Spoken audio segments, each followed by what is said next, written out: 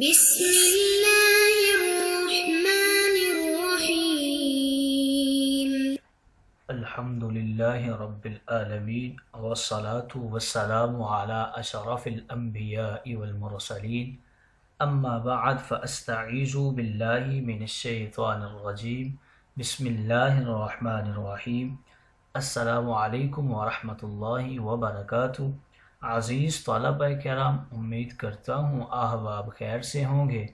انشاءاللہ آج ہم تفسیر جلالین کے درس نمبر 388 میں سپارہ نمبر 10 سے سورہ انفال کی منتخب کردہ آیات 73 اور 74 کو پڑھنے کی سعادت حاصل کریں گے، جن میں کلام باری تعالی و کلام مفسر کا ترجمہ ہوگا۔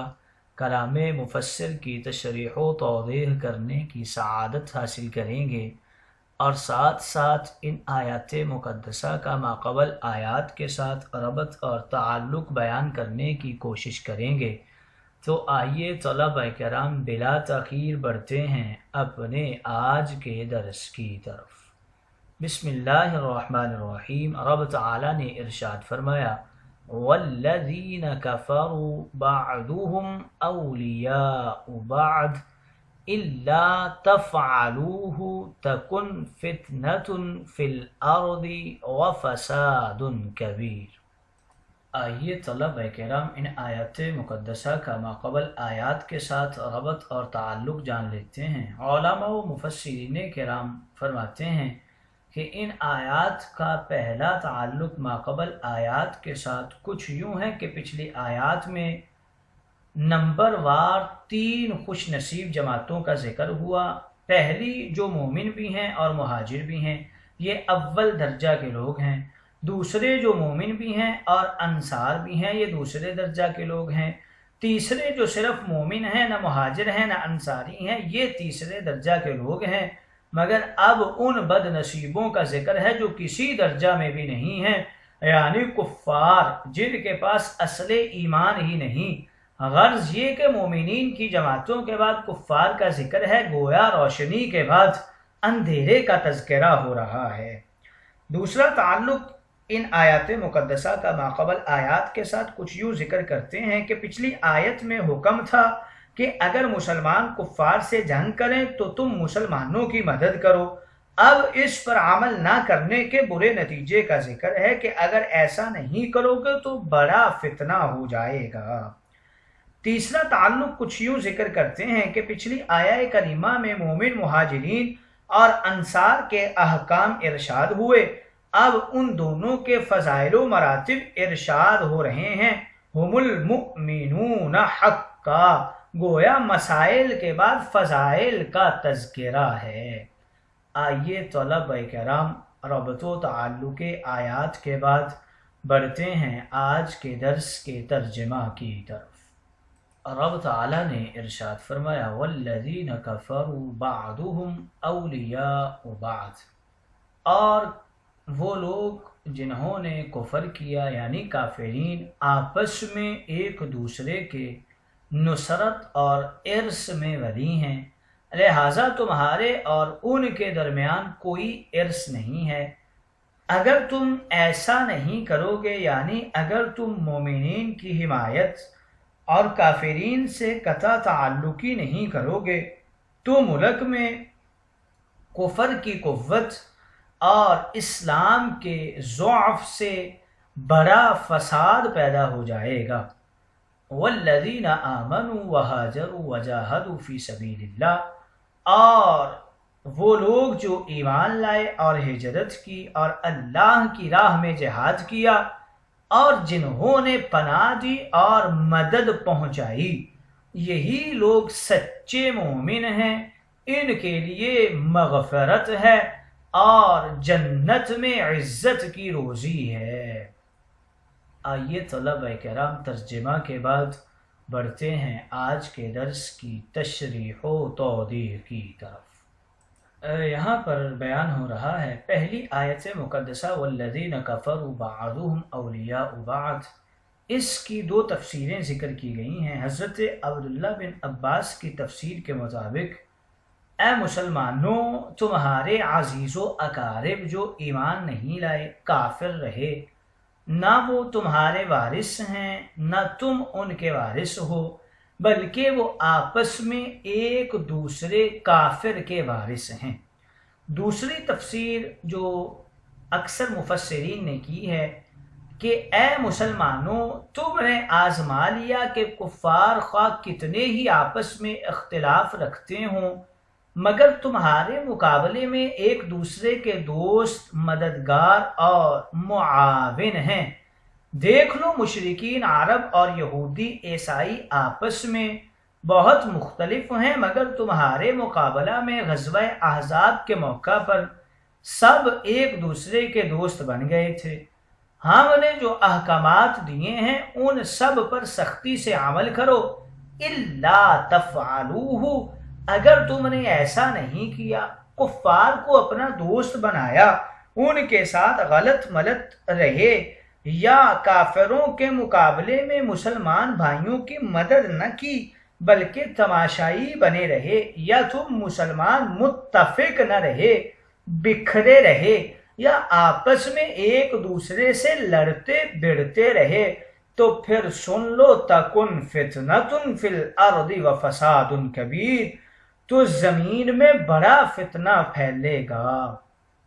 ضعفائے مومنین کفار سے مل جائیں گے یا ان کے دلوں میں کفار کا رعب بیٹھ جائے گا، جس سے کفار کی ہمتیں بڑھ جائیں گی اور وہ مسلمانوں کو تباہ و برباد کر ڈالیں گے۔ تم نے مہاجرین اور انصار کے احکامات تو سن لیے، اب ان کے فضائل بھی سنو۔ والذین آمنوا وہاجروا وجاہدوا فی سبیل اللہ، وہ لوگ جو ایمان لائے اور ساتھ ہی مکہ چھوڑا مدینہ کے مہاجر بنے، اپنی جان و مال سے جہاد کیے فی سبیل اللہ۔ وہ انصار مدینہ ضعیفوں نے ان مہاجروں کو اپنے شہر مدینہ میں اپنے گھروں میں پناہ دی، انہیں آباد کیا، بسایا، ان کی ہر طرح سے مدد کی۔ یہ دونوں جماعتیں کامل اور پختہ ایمان والی ہیں کہ مومن ہی جئیں گے، مومن ہی مریں گے، مومن ہی اٹھیں گے۔ ان کی کامل بخشش ہے جس سے ان کا کوئی گناہ باقی نہیں رہے گا اور انہیں دنیا میں، برزخ میں، آخرت میں عزت کی طیب و طاہر روزی عطا ہوتی رہے گی، اور یہی جنت کے حقدار لوگ ہیں۔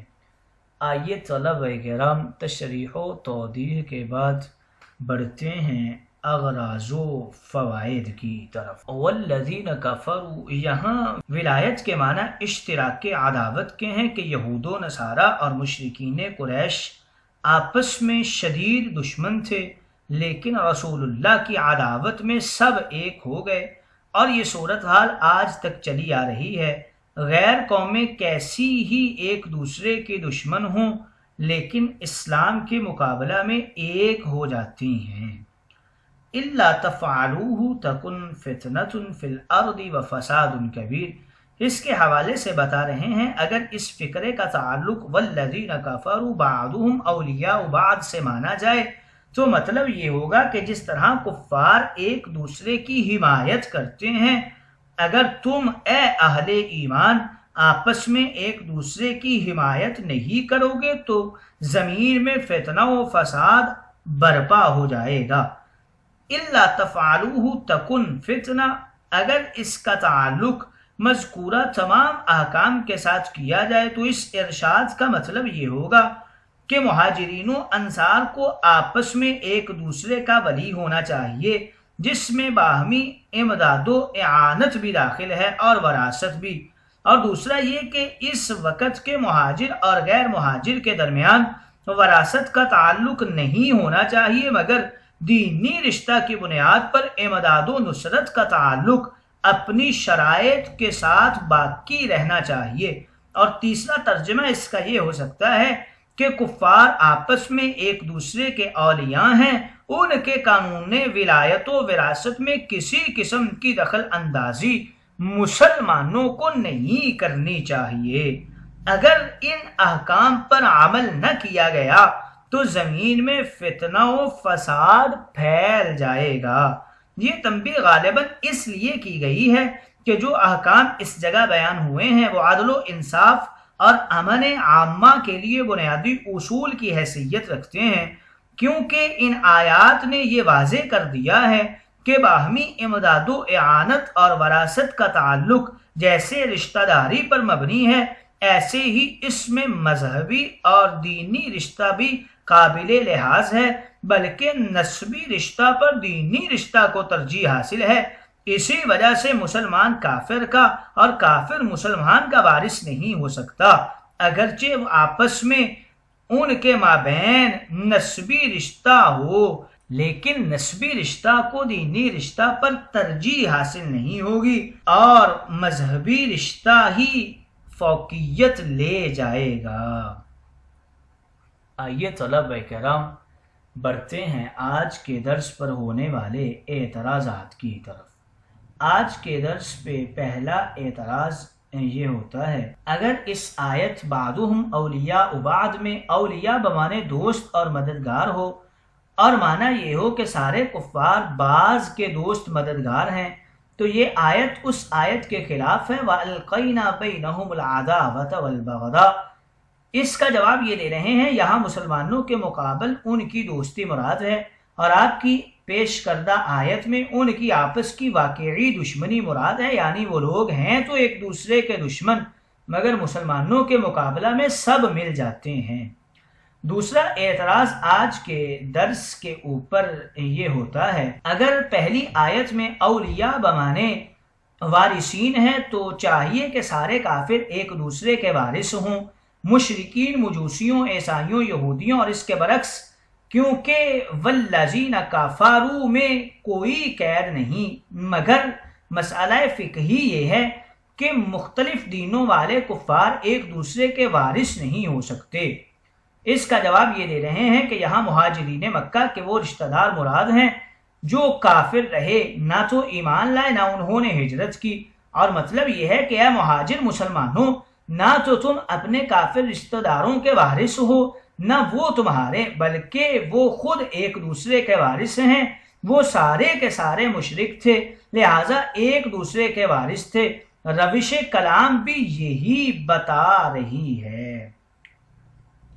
تیسرا اعتراض آج کے درس کے اوپر یہ ہوتا ہے کہ لہم مغفرہ میں حسر کے معنی ہے، یعنی ان ہی کو بخشش ہے، تو کیا دوسروں کی بخشش نہیں ہے؟